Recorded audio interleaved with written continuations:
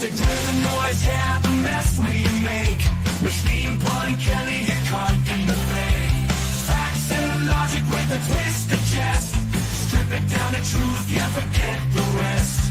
Humor blows the lies right out of the park. Look beyond the shadows that set the dark. Sparks of laughter fire up the night, bringing clarity when they blur the fight.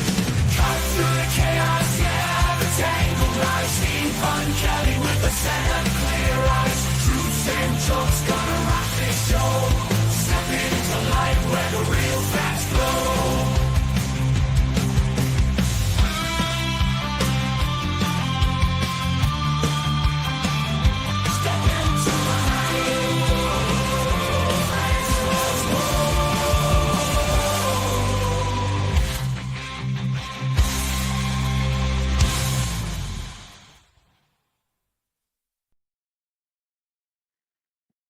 Hello. And looks like we've already got some people on here. If you are watching me on Twitter, I just want to ask you to do me a small favor and click on the YouTube link and watch me from there. You don't have to. It just it's better for me if you do, because then I get credit for the YouTube watch, which I'm trying to get monetized on YouTube. So it's just a small favor, and if you can't do it, I'll get over it. But anyway, wherever you're watching from, thank you for watching. Nehan was going to be with me this morning, but she has disappeared. I don't know what's going on. I know she's got some things going on in her personal life, so I think it's possible something came up, because she had just talked to me a couple hours ago and actually wrote the outline for today's show. And today we're going to talk about the machine gun spray of stupidity that has been coming from the Trump administration since the day he took office. We're only 9 days in, and it's like there has already been so much stupid. It's almost impossible to keep up with all of the stupid. And I want to point out, first of all, that this is not it's not a coincidence. It's not an oversight. It is a calculated strategy. And why I think that is I think, this is the analogy I was thinking of. The whole thing about like the pigeon playing, chess with the pigeon is, you can't play chess with a pigeon because no matter how good you are, the pigeon is just going to shit on the board. Well, this is playing chess with a flock of pigeons. And the board is so covered in pigeon shit that it's like pieces are literally getting glued to the board. You can't even move a piece. It is just, the entire thing is just covered in pigeon shit. And, you can't go anywhere with that. Like, what are you going to do? You just got to get a fire hose to blast off all the pigeon shit, but then you're blasting all the pieces everywhere. So that's the strategy, is that they're trying to do such a deluge of stupid that everybody is lost what to do. The media doesn't know how to respond.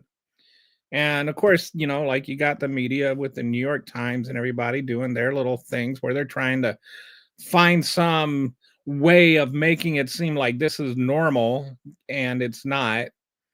That this is, this is just, they're actually playing it like this is a big victory for Trump, that he's managed to overwhelm the country with his being a total fucking idiot. So the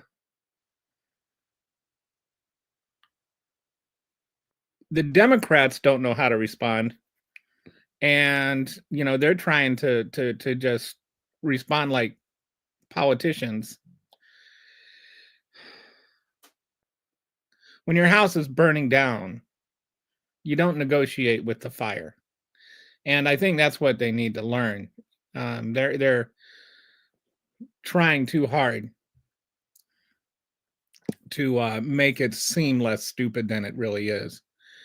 And I would like to see more leadership from the leadership. I think both Jeffries and Schumer's. It's not like they're not saying anything, but they're not screaming. They're not yelling. They're not throwing a tantrum, which is what they should be doing. They should be um, really calling out how stupid all of this is and unconstitutional. So it's like, one of my favorite things is this idea that the president can just unilaterally decide how the country is going to spend money, even though there's a whole Article 1 of the Constitution that specifically lays out that it is Congress's job to determine how our money is spent. And this is not something that if Barack Obama or Joe Biden had just unilaterally decided that it was going to change, they were going to change how the country spends money, and now we're not going to spend money on defense anymore. We're going to cut defense spending in half, and then cut down border security, then they would have absolutely lost all of their shit, and they would have had a right to do so.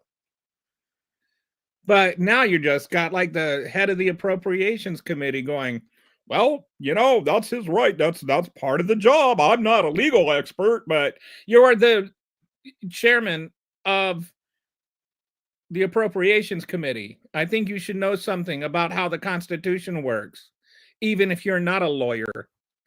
And so we're faced with this deluge of dip fuckery. And so they're trying to, like just unilaterally say that Trump can unconstitutionally change how everybody is spending money or how the country spends money. When I mean, that's the whole purpose of Congress. And then Stephen Miller goes on an interview and they ask him, is that constitutional or not? And, because some people are saying it's constitutional. And Miller says, well, that's up to the Trump administration to determine what is constitutional. As though that's not the entire point of Article 3 of the Constitution, is that the courts decide whether it's constitutional, not the president. He has just decided that he is the entire government. And not only is he the entire government of the United States, you've got his idiot, eggplant, pea-brained, moron, drooling, mouth-breathing, knuckle-dragging pervert of a son, Eric, going on about, it's like threatening the rest of the world. Like if the rest of the world doesn't get on board with America first, they're just not patriots. Everybody's supposed to put America first, even like Colombia and England and France. Like their whole mission in life has to be, to support America. And by America, what we mean is Donald Trump. So Donald Trump thinks he's king of the world. And he's out there acting like, nobody, he's the entire Constitution. So we're just going to go through some of the idiocy that he's gone through, and just talk, just show this is it's like if it's one thing or two things or five things, then you can kind of fight back. But when it's just so many things, it's like lawyers got to be the only secure job in the country right now. Because it's like by the time he gets done, every single lawyer is going to be like have overtime coming. All right, so the first thing, okay, let's talk about the federal employee thing, where he sent out this letter to all these federal employees saying that they can take this buyout and retire early or whatever, resign, and they get 8 months paid leave, and they get 8 months, benefits and all of that, which is apparently ripped from the letter that Twitter or that Elon sent to his Twitter employees. So I wonder where they got this idea from. Well, the difference is Elon Musk is running a private company, and so he can do whatever he wants with it. He can't. Donald Trump is not the CEO of America. He can't just decide to do that, because in order to give everybody that 8-month payout, that is a payment by Congress, right? Or that's a payment by the country. That is funding that the country is spending, so it has to be authorized by Congress. He cannot do that. So anybody that is, decides to take this deal, they can't legally take this deal because he can't legally offer this deal. But I think that what he's hoping will happen is all these people will take this deal, and then it'll be like, oops, I can't do it. But they will already be out of a job. And so he's just trying to get rid of, like a good chunk of the federal workforce, which, by the way, was a goal of Project 2025. Boy, I wish Nahon were here. It's easier when you have somebody to talk to. Anyway, so Project 2025, that was an objective of it, right? That was a big part of the goal, was to get rid of the federal workforce, the career people, and replace them with loyalists. And a lot of these jobs are not, they're not political jobs. And I was talking about this yesterday. They're not political. And they want to make those jobs political. And the thing is those jobs aren't political because there's actually like things that have to be done. A lot of them are logistical, practical. There are things that there are things that have to be, have requirements. They have skill sets. They have knowledge base. You can't just replace it with somebody that says that they'll promise to be nice to Trump. That doesn't get the job done. And so you're going to have, like, when you gut the federal workforce like that, then you're gutting the ability of the government to do things. And the things the government is doing are important things, like, feeding children and providing health care and building roads and, like defending the country and, like all these things that are actually important and need to be done, and it's like, okay, like the Homeland Security, right? Or the Border Patrol or whatever. Well, yeah, they need to be paid. Who do you think pays them? Do you think that the Tooth Fairy does? Does the money just fall from the sky into their bank account? No, there's a whole segment of the government that does those, very practical day-to-day operations. And when you just unilaterally gut 20% of the federal workforce, you're going to gut some of those people. It's going to damage the country. And so that's just, I think it's deliberately sabotaging the country, in all honesty. I think he wants to break the government so that he can say the government doesn't work. And this is what I mean when I talk about, like, the pigeon shitting on the board. That's the goal. The goal is to get pigeon shit on the board.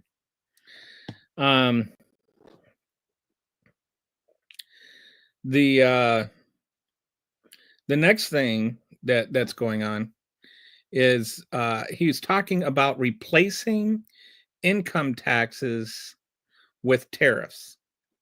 All right.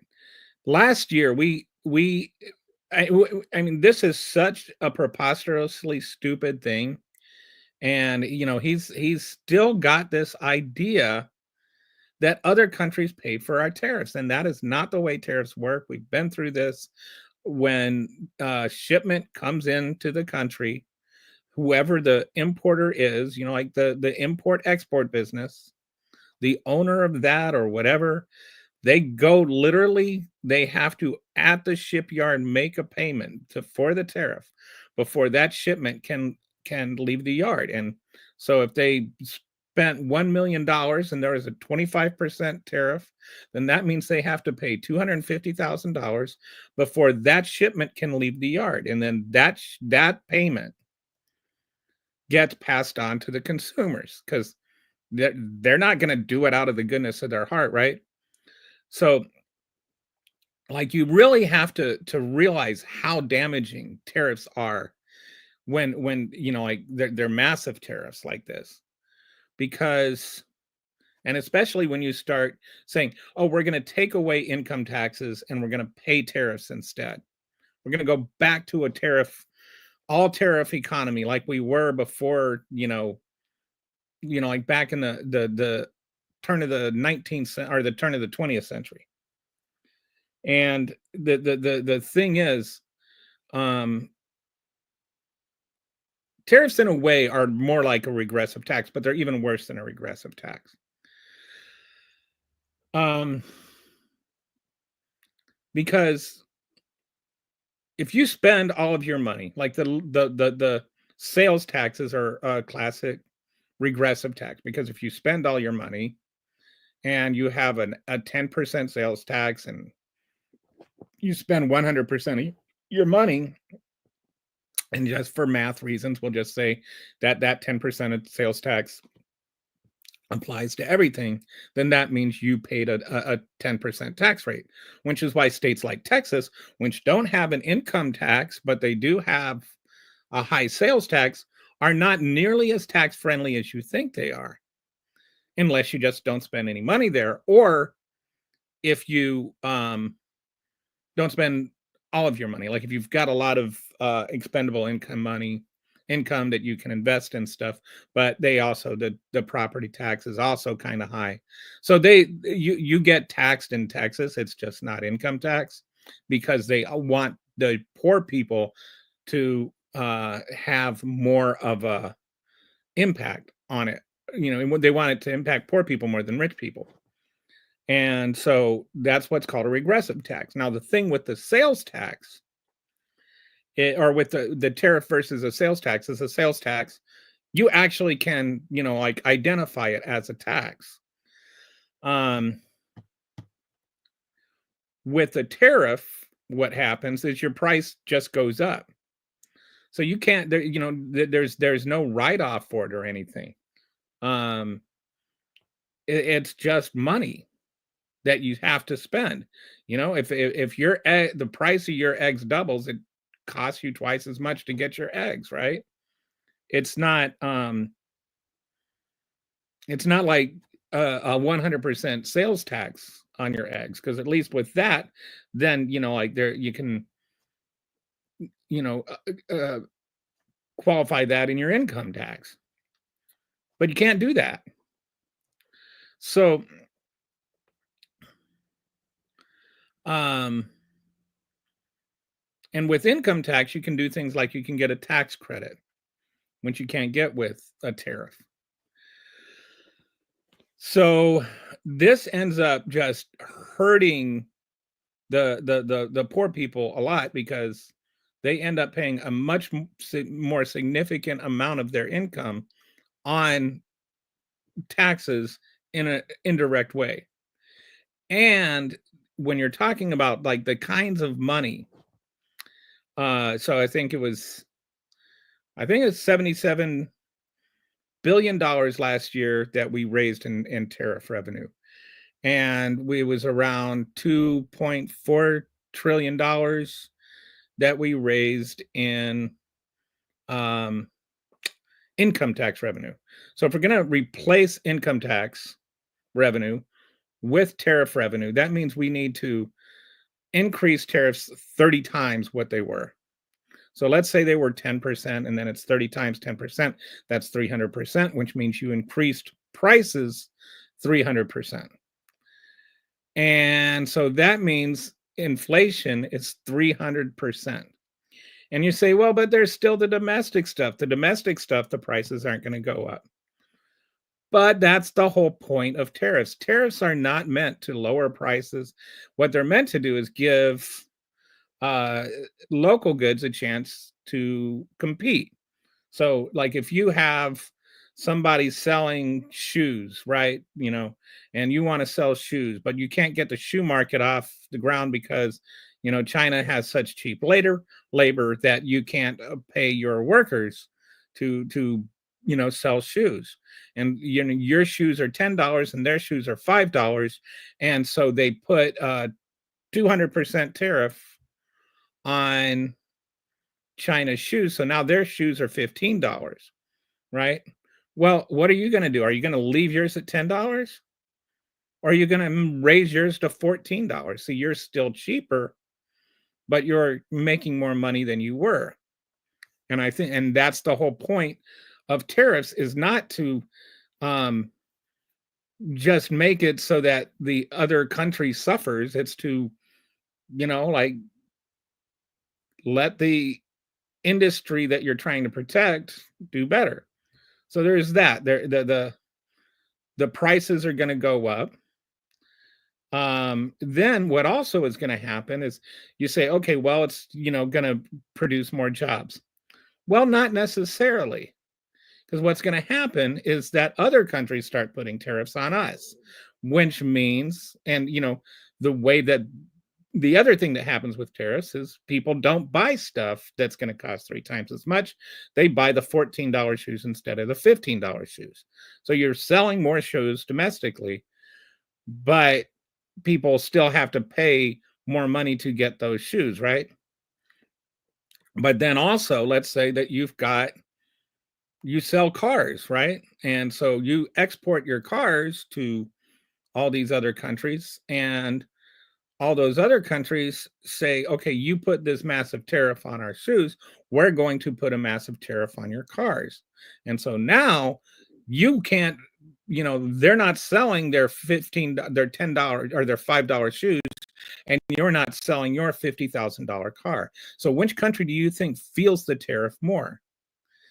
And and so generally when you're talking about a trade war and things like that, what you don't want to do is you don't want to protect a market that has low paying jobs and sacrifice a market that has high paying jobs. But that's exactly what the Trump administration is trying to do here, is they're trying to say, oh, we want to produce everything. And if you produce everything, then that means that you end up losing a lot of the high tech or the high quality jobs. And then you've also got who's going to do those jobs when you've already got like a 4% unemployment rate. And so then that brings in the next thing, which is the whole immigration thing, where they're like not just detaining illegal, illegals. I hate that term, but they love to say it. They just glow when they say that. They really, really, really get happy by saying offensive things. But these undocumented workers, they're trying to deport them all, but they're arresting Native Americans. Can you imagine that? Like telling the Native Americans that they're not the ones that are here legally? I'm pretty sure that most of them can trace their roots back further than I can.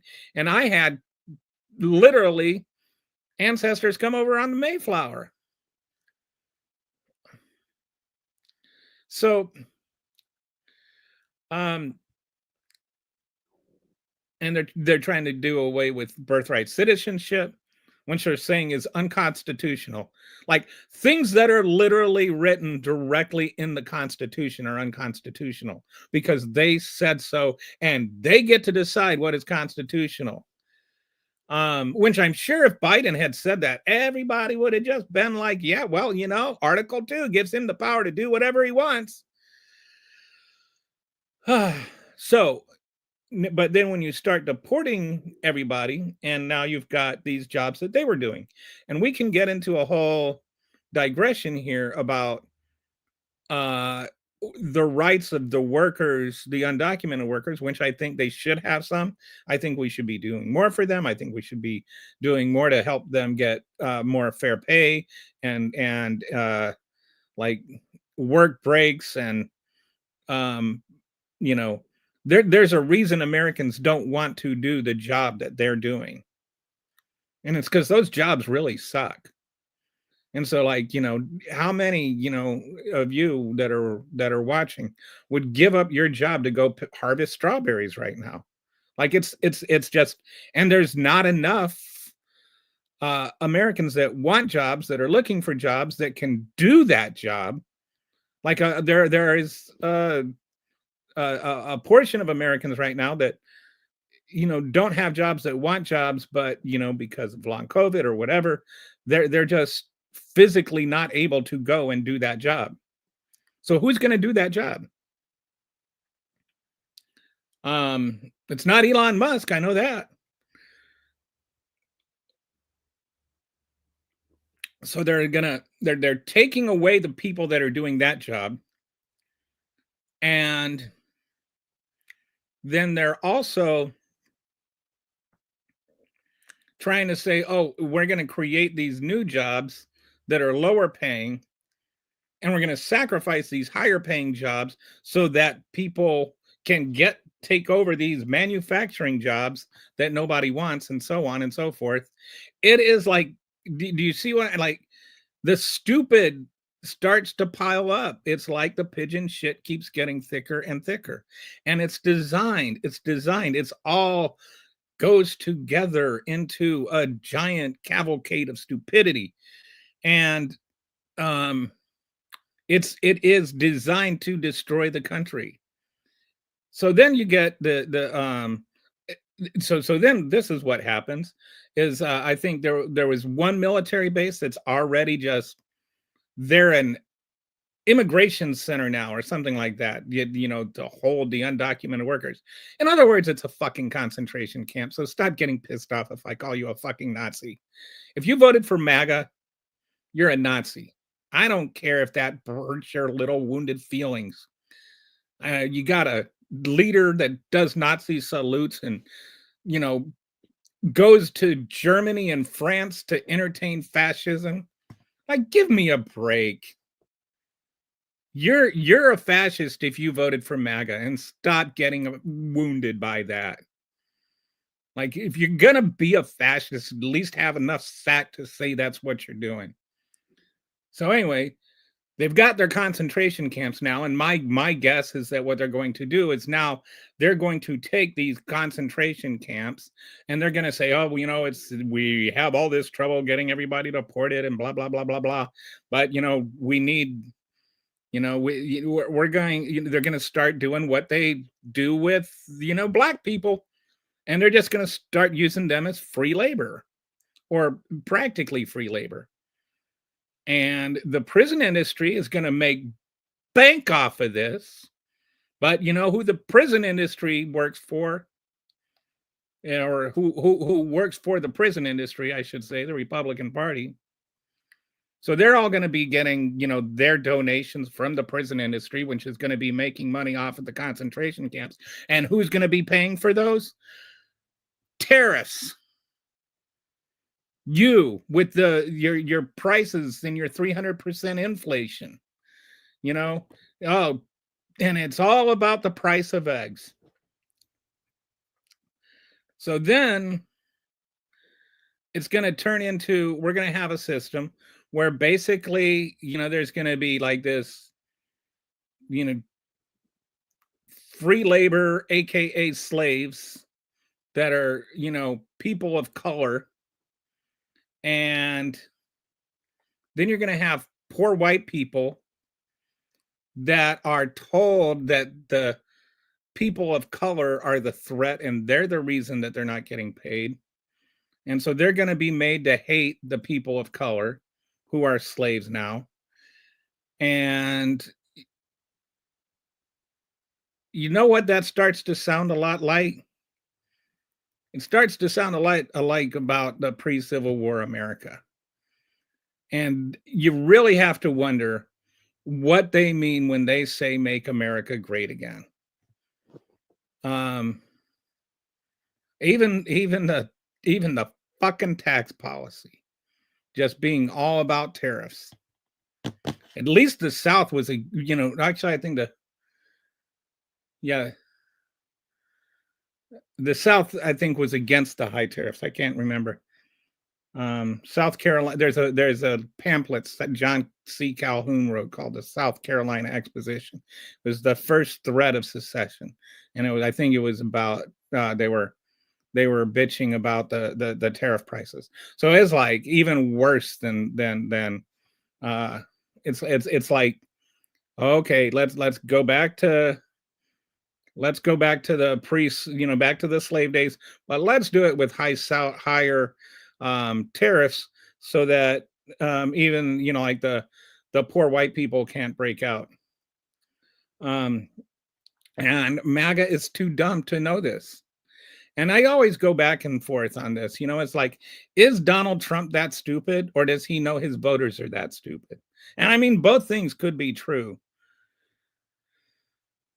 But I think it's I don't know.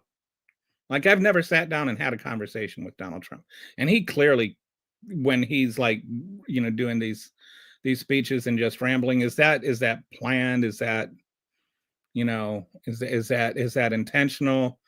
To like really go on about sharks and batteries, because he knows that everybody's going to freak out about that, and we're going to talk about sharks and batteries and not the fact that he thinks fucking tariffs are paid by other countries. Like, we didn't spend enough time talking about that because we were talking about all the craziness he does, and so like the craziness distracts from the evil, and he plays on that, and we need to stop letting him play us on that. So anyway, let me look some more at some of these notes here. And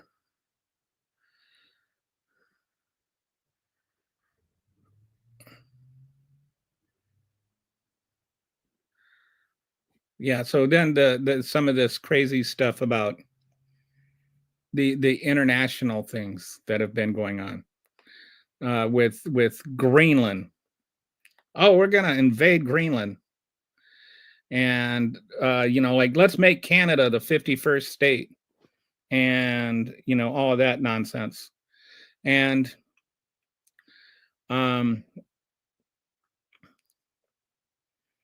the the problem with all that is he's not going to invade Greenland, and he's not going to invade Canada.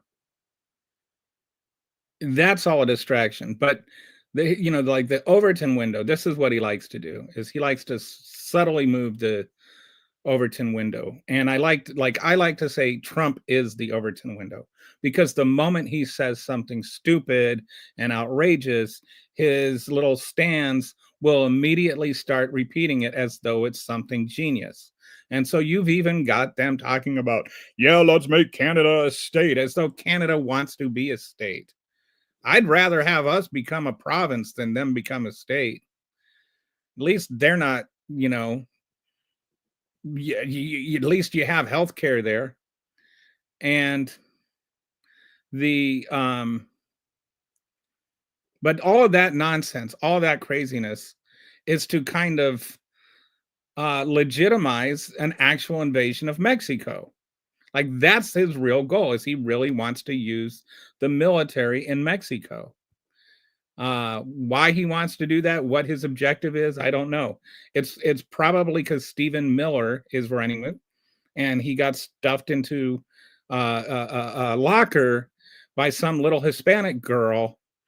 And I mean, It just happened a couple of weeks ago, so I understand why he's still upset about it.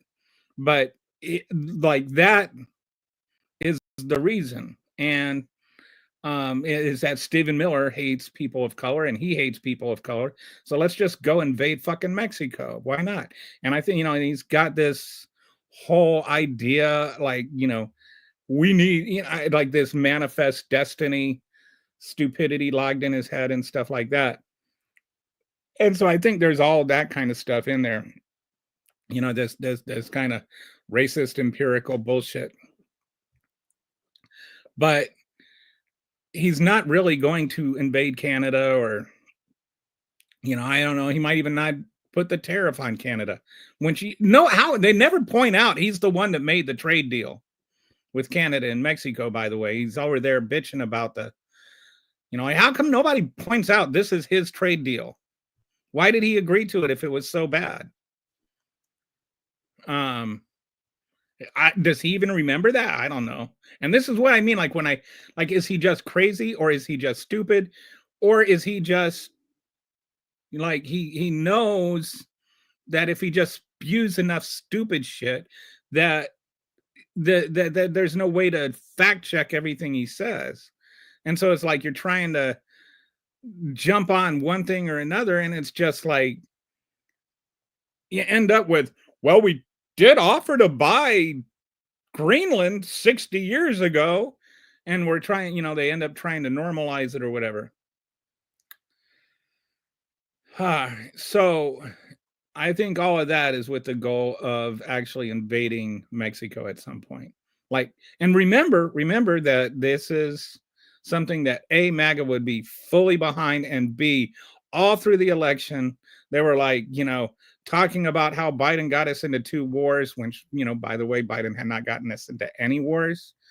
There were 2 wars that happened that Biden did not start, and we did not have any military in, but we were helping fund. But to them, that means we're at war.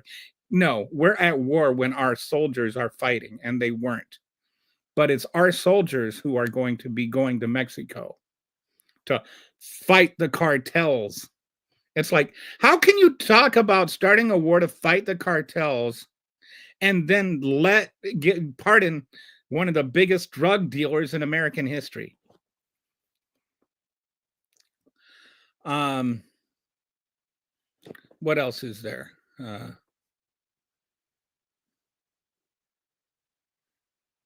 Oh yeah, then there's the whole Musk thing. Like, how that's another one. Like, does Musk really have power? Does Trump really like him? I think it's another one of those things where it's like, this is all like just a distraction. And it's like it gets everybody yelling and angry and upset, and we spent all this time talking about whether it's a Nazi salute or a Roman salute, as though it matters.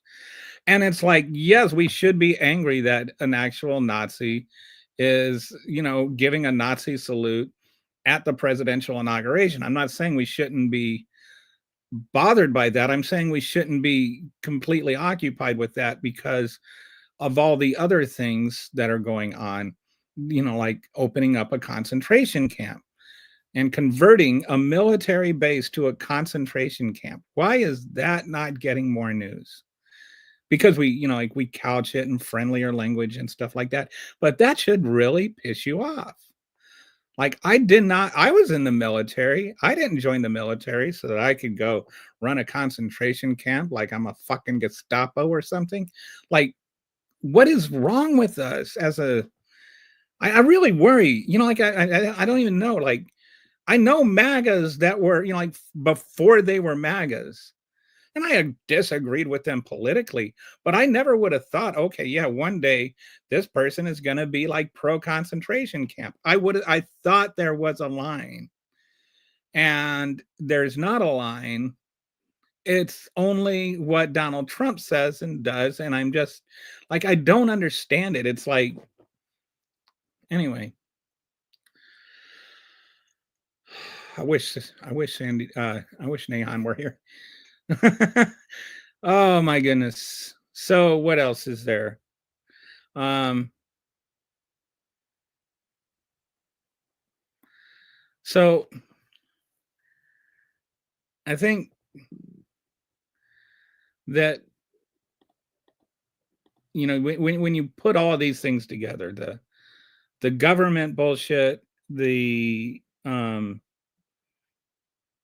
like with Donald Trump trying to take over the whole national government, the whole federal government, firing everybody, trying to rewrite the tax code by himself into something like just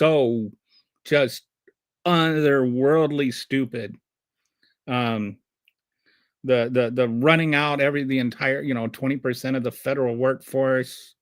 Um, this and now they've got the guy trying to say that Donald Trump can run for a third time. They're trying to get a constitutional amendment passed so that it's written just so that he can run again, but Barack Obama couldn't because he knows he would get his ass kicked by Obama, or Clinton for that matter. Which, oh, by the way, they're both younger than he is. I just, I feel like, is there when I say that, is there another side of this? I don't mean like left versus right. I mean like in the future, will we actually emerge from this? Like, see you on the other side, that kind of side. Is there the other side to see you on? Like, are we that far gone that we can't come back? That we can't go? We've gone too far. When you start sending Secret Service agents to investigate 11th graders because they said mean things about Trump, have you gone too far? When you start arresting Native Americans and asking them if they're really citizens, when you start arresting actual American citizens in Puerto Rico, from Puerto Rico, and asking them if they're citizens. When you start looking at Puerto Ricans' military papers and saying that they're fake because they're brown, they can't possibly be a citizen who love their country and serve their country. Like, how far gone are we? And I don't mean we. If you're watching this show, obviously you're probably not one of them. But you see, like, this is, I'm like, really, I'm at my wit's end. I don't know what to do, but I know we need to do something, and I know it can't just be like what we did last time, where we just sit around and get outraged about everything. So, like I said yesterday, show up at the primaries. Don't wait until the primaries are over to bitch about who the Democrats are running. Like, if they don't have someone good running, think about running yourself. Because, like, we need to have something back, and I feel like we need to, like, the anger is real, and I think a lot of this MAGA shit is, like, the one thing they tapped into is real anger because mobility has been blocked, and it is by Republicans, and they don't, like, the MAGAs have been manipulated into thinking it's because of the Democrats, even though we know it's because of Reagan and trickle down economics and 50 years of that, and gutting unions. But we haven't been fighting back on those things. Like, we have not been fighting back for pro-labor. Labor has become kind of powerless. And you've got, like, even labor unions that are wishy-washy on the whole Trump thing, even though Trump is clearly anti-union. Like, the stupid of it all. Like, I just can't get past the stupid of it all. And it's just like the fire hose of stupidity, the machine gun spray of stupidity. It's just so much bird shit on the chessboard that you can't even, like, see the pieces anymore. And we're not going to get anywhere if it's just, I don't, We got to figure something out. Sorry, this is a little bit of a rambling mess because San Diego or Nehan wrote the outline and she was going to lead us through it, but I'm just kind of trying to pick some things out. But yeah, that's about all I have to say about that. Like, just don't think that, like, it's stupid, but don't think it's not a calculated stupid. Because I think it's a calculated stupid. I think that they're calculating really starting an actual war. I think they're calculating trying to entrench poverty. I think they're calculating concentration camps. And I think they're calculating just the sheer amount of hatred, like taking away school lunches and then saying that, oh, they're freeloaders. And it's like, you know what? The seventh grader whose parents buy him lunch and the seventh graders whose parents don't buy him lunch, the seventh grader, themselves, they've done nothing more or less to earn a free lunch. The seventh grader whose parents are paying for his lunch, he's getting a free lunch too. He didn't earn the money to pay for it. He's getting a free lunch. So the kid that doesn't, whose parents don't, why shouldn't he? But they're like, actually, like, they're attacking children. Like, I mean, how? And if I had told them, like, 20 years ago or 15 years ago, or even when Obama was president, if I just said, in 10 years, you're going to be like blaming children for poverty and for, what's wrong with your life, or you're just going to, like, to you, the number one problem in the country is going to be that, somebody that, is peeing in the stall next to you might have had transgender surgery and you won't even know it. Like, there's a 99% chance they didn't, but there's a 1% chance that they did, and it won't affect your ability to pee at all. But you're going to be so pissed about that you're going to, like, channel all your energy and life into hating trans people. And you're going to make it so much that you're willing to support a war with Mexico and just changing from income taxes to tariffs and just some of this. You'll bankrupt the entire fucking country because you're so mad about this one thing. And Yolanda's right. It is whack-a-mole. It's I have never seen this level of stupidity. And it's intentionally stupid. And it's targeted stupidity. So like, don't lose sight of everything. Like, I mean, we need to monitor all the stupidity, but don't lose sight. The stupidity is the goal. The stupidity is to get you to cause outrage and to miss what they're really doing. Because what they're really doing is actually a lot worse and a lot more evil than the stupidity. They're trying to change us back into a fucking feudalist society or a pre-Civil War where, it makes slavery great again. And they're going to make white people feel like if they're not on board with slavery, then they're raised traitors and all of that kind of stuff.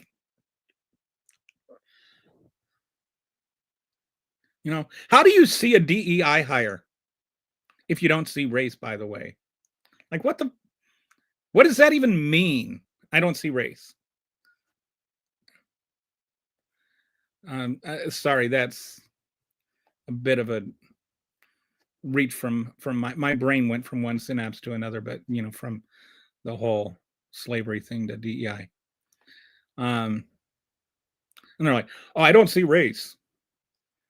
And we should just hire the most qualified person. And it's like, okay, so what you're saying is that there was a black person hired, and so you're just assuming that black person was not the most qualified person. How do you know that the black person is a black person if you don't see race? How do you know he was a DEI hire if you don't see race? How do you know he wasn't the most qualified person? Why do you think not? Because he's black, but you don't see race. So anyway, just part of the way to manufacture white rage and get white people all upset and think, about all all this other stuff. And so this is like, I've been thinking, it's like there's a two-front war and we're not fighting either front. There's a culture war and there's a class war. The culture war wants to tell you that DEI is the problem, that trans people are the problem, that religion, like you can't be free to be a Christian. Like if you say the word Bible, the police are going to come arrest you. And like if you oppose, gay people, then that means that, it's like, gay people are asking for special rights. What the hell does that even, what special rights are gay people asking for? Like, what right are gay people asking for that straight people don't have? Because I have never heard one thing about that. They're just asking to have the same rights that straight people have. Like the right to be married, the right to adopt children, the rights to, see their loved one in the hospital. Like these are not special rights. These are actual rights that everybody else has. Trans people aren't asking for special rights. They're asking for the right to have the health care that they feel they need. And it's not the fucking government's job to tell them whether they need it. It's not the government's job to tell them on their passport what gender they are. It is the government's job to provide a document that proves they're citizens of this country. And that's what a passport is. The passport is not a moral test that you have to pass, A marriage license is not a document saying that the government approves this marriage. A marriage certificate is a government document saying this marriage exists as a legal entity and must be honored as such. The government is not into the morals business. The government is into the rights business. And when gay people or trans people or whatever, if they have the same rights as anybody else. It's not about whether or not your religion is okay with it. If your religion's not okay with it, then don't do it. Nobody's going to ask you to go fuck another guy up the ass. They're just asking you to not worry about whether or not your neighbors are doing it. It's not your job to do that. And so we need to fight back on the culture wars. I feel like, everybody says, oh, the trans war, the trans commercials. Oh, we're for you and they're for they, them. Oh, you got us on the pronoun thing there. And I would have just been like, we should have just been saying the Republicans' biggest problem with Democrats is we don't hate trans people as much as they do. We should have just called it what it was. It was a campaign of hatred.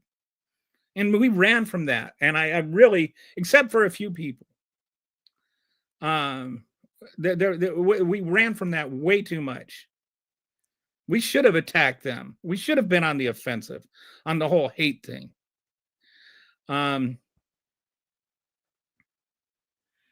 But the other side of the war, the other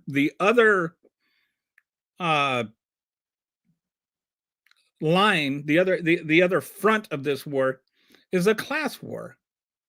And we're not fighting back on that either. We're celebrating our fucking oligarchs.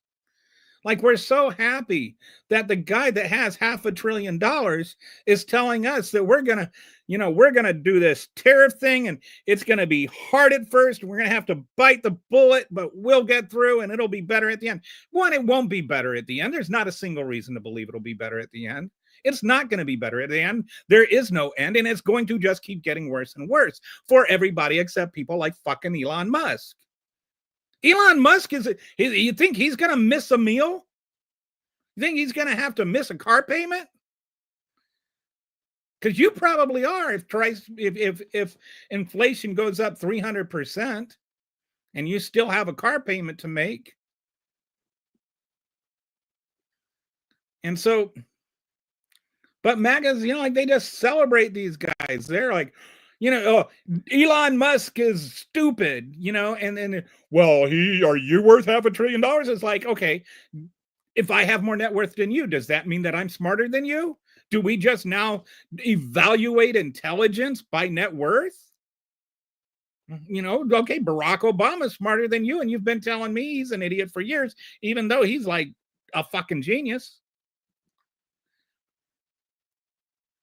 Anyway, I'm kind of unreleasing. I didn't used to swear on this show, but it's kind of getting hard not to, and I feel like I need to.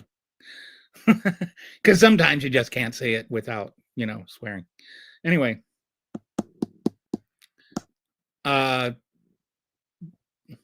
know what else to say. Hopefully Nehan will be back tomorrow, and we'll figure out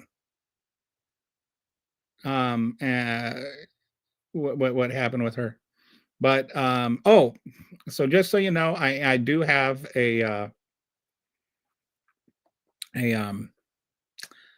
video coming out today, whiteboard video on how to gain followers and engagement.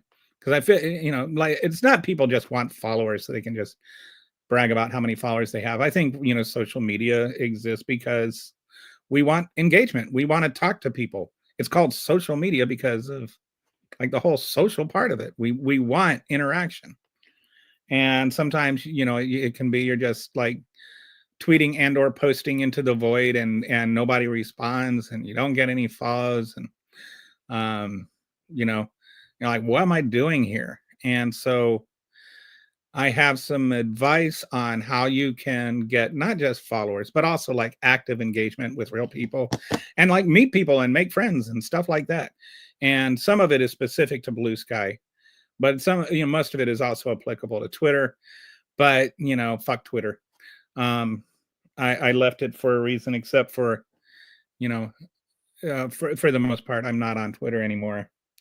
So if you haven't seen me there, come to Blue Sky, because that's why you haven't seen me that much, except for like these broadcasts and an occasional tweet. If it's like a pot shot at Elon Musk, I'll occasionally go on there and snipe. But so yeah, watch the channel for that one. Should be coming out within a couple of hours. I'm almost done with it, and then I have to render it and upload it and everything, but it's almost done. I think you'll like this one. And I'll be back here tomorrow at 10 o'clock, hopefully with my co-host, and hopefully a little less rambly. If you endured any or most of this, thank you for your endurance. It's weird. I usually get some comments from YouTube, but didn't get any today. But anyway, appreciate you guys. Thanks for watching.